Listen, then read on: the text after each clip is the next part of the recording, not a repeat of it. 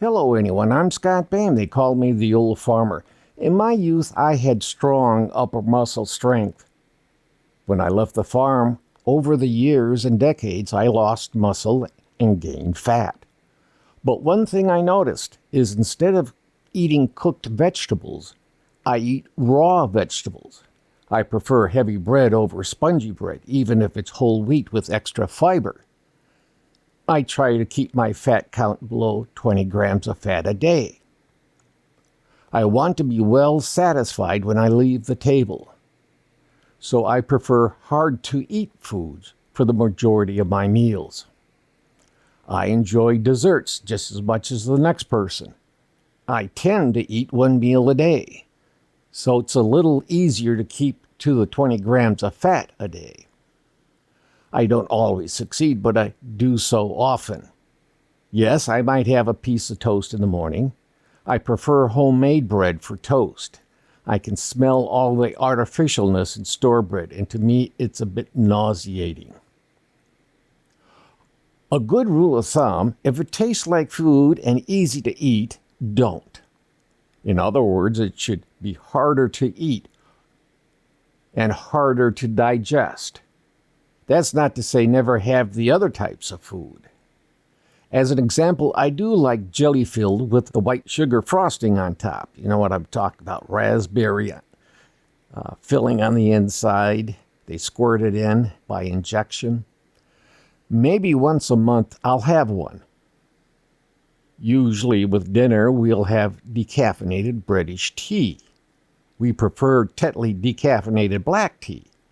The problem with American teas, such as Lipton, is formulated to make it taste good for iced tea.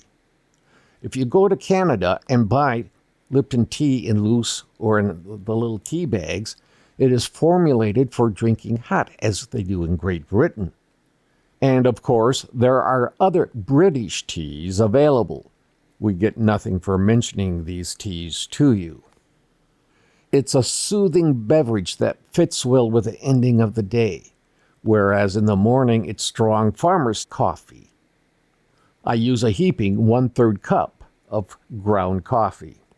We've stopped grinding coffee or buying specialty coffees because part of the way that coffee companies are working with inflation is buying lesser quality beans.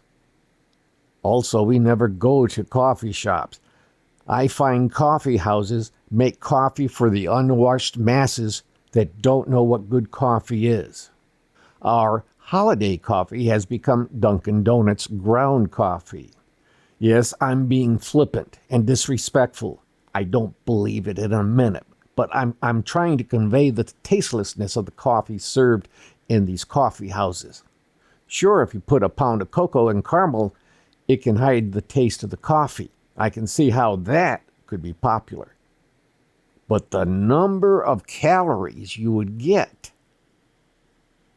Speaking of calories, when I have a dessert, it won't be garbage such as grocery store bakery.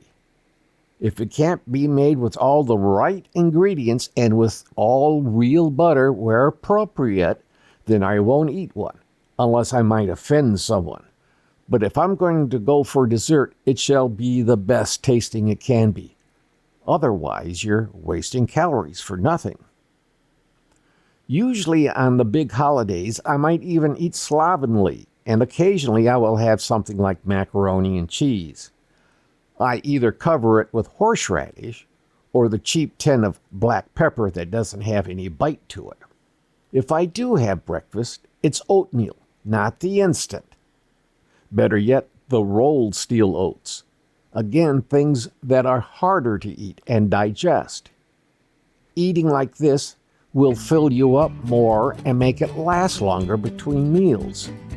Don't look at me for perfection in this area. I'll admit I could do better. But as long as I see the scales go down a bit every quarter, I'm happy. Happy, happy, happy. Granted, we all could eat less. But if we want to lose a bit of weight, stay away from the processed foods. And don't stuff yourself, but eat humbly until you are satisfied. And remember, if you're going to follow this way of eating, check with your medical team first to see if it's all right for you. Otherwise, you may do yourself some harm. Check first. It may only take a phone call to your doctor, but check. I'd sure appreciate it if you did. Thank you for watching.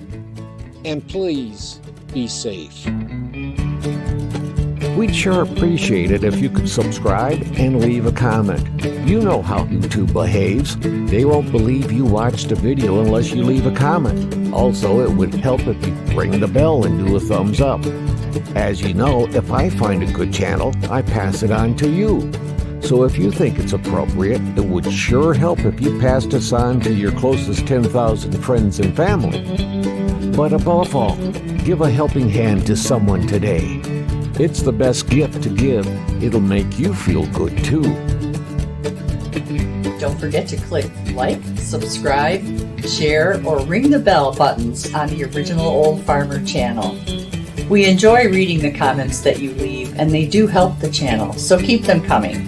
And once again, thank you for watching The Original Old Farmer.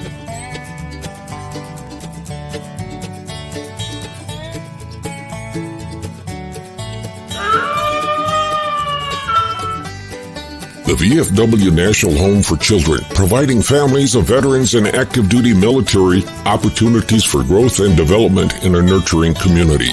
Please consider a donation to help their children and families. I.C. Rhodes speaking.